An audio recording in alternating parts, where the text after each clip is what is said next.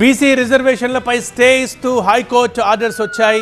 జీవోలు 9, 41, 42 అమలు నిలిపివేస్తూ ఉత్తర్వులు వచ్చాయి.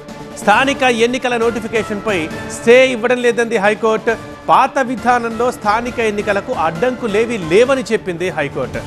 ఓపెన్ కేటగిరీలో స్థానిక ఎన్నికలు జరుపుకోవచ్చనంది.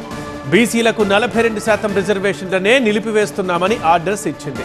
ఇక ఎన్నికల ప్రక్రియలో మేము జోక్యం చేసుకోవడం లేదని కూడా చెప్పింది హైకోర్టు. 50% పరిమితిని పరిగణలోకి తీసుకుంటున్నాం అనంది హైకోర్టు. బీసీ రిజర్వేషన్ పెంపునకి ట్రిపుల్ టెస్ట్ తప్పనిసరంటూ నిబంధన విధించింది. అలాగే బీసీ కోటాపై ఇచ్చిన స్టే ఆదేశాల్లో హైకోర్టు ఇలా వెల్లడించింది. ఇక తదుపరి విచారణ డిసెంబర్ 3కి వాయిదా పడింది. బ్యూరో చీఫ్ విజయ్ ఫోన్ లైన్లో ఉన్నారు, మాట్లాడదాం. సో విజయ్, హైకోర్టు ఇచ్చిన క్లారిటీ ఏంటి ఎన్నికలకు సంబంధించి?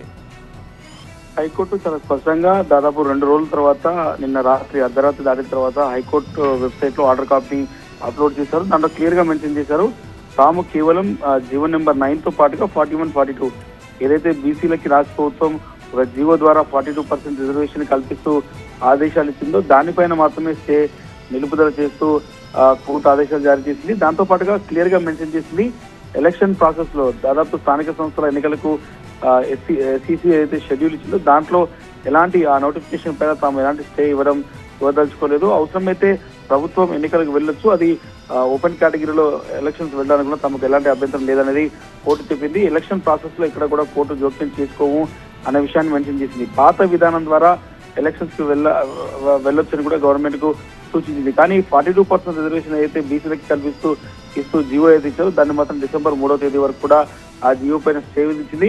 అనేక సుప్రీంకోర్టు జడ్జిమెంట్లను తెలంగాణ హైకోర్టు మెన్షన్ చేసింది. ఆ 50% కంటే రిజర్వేషన్లు మించరాదన్న సుప్రీంకోర్టు ఆర్డర్లు దాదాపుగా 15 ఆర్డర్లని సుప్రీంకోర్టు 15 ఆర్డర్లని మెన్షన్ చేసింది. దాంతో పాటుగా 42% బీసీలకు ఇస్తూ ఇచ్చిన జీవో ఇస్తుంది, దానికి చట్టబద్ధత లేదంటూ కూడా కోర్టు ఒక దగ్గర మెన్షన్ చేసింది. ఓవరాల్ గా అయితే కేవలం 42% బీసీలకు కల్పిస్తూ ఇచ్చిన జీవో పైనే మేము స్టే విధిస్తున్నాం. ఎలక్షన్ ప్రాసెస్ లో ఇక్కడ కూడా మేము జోక్యం చేయదలుచుకోలేదు. పాత విధానం ద్వారా ఓపెన్ కేటగిరీ ద్వారా 17% ఓపెన్ కేటగిరీ అయితే ఉందో పాత విధానం, దాని ద్వారా ఎలక్షన్స్ వెళ్ళినా కూడా ఎలాంటి అభ్యంతరం లేదు. ఎలక్షన్స్ ప్రాసెస్ లో తమ జోక్యం తీసుకోవడం మాత్రం కోర్టు స్పష్టంగా ఆర్డర్ కాపీలో మెన్షన్ చేసింది. రైట్ విజయ్. బీసీ రిజర్వేషన్లను పెంచకుండా పాత విధానంలో ఎన్నికలు నిర్వహించేందుకు ఎలాంటి అడ్డంకులు లేవని హైకోర్టు ఉత్తర్వులు జారీ చేసింది. బీసీలకు 42% రిజర్వేషన్ల అమలును మాత్రమే నిలిపివేస్తున్నట్లు, ఎన్నికల నోటిఫికేషన్ అమలు నిలిపివేయట్లేదంటూ వెల్లడించింది. స్థానిక సంస్థల ఎన్నికల్లో బీసీలకు 42% రిజర్వేషన్లు ఇవ్వని పక్షంలో పాత విధానంలో ఎన్నికలు నిర్వహించుకోవచ్చని చెప్పింది.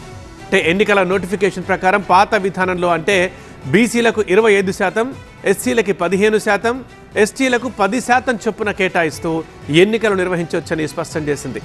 గత నెల 26న ప్రభుత్వం జారీ చేసిన బీసీ రిజర్వేషన్లు పెంచుకోవడానికి సంబంధించిన జీవో నెంబర్ 9 గ్రామ పంచాయతీ, ఎంపీటీసీ, జెడ్పీటీసీ పదవులకు రిజర్వేషన్లను స్థిరీకరిస్తూ పంచాయతీరాజ్ శాఖ జారీ చేసిన జీవోలు 41, 42 అమల్ని నిలిపివేస్తూ స్టే జారీ చేసింది.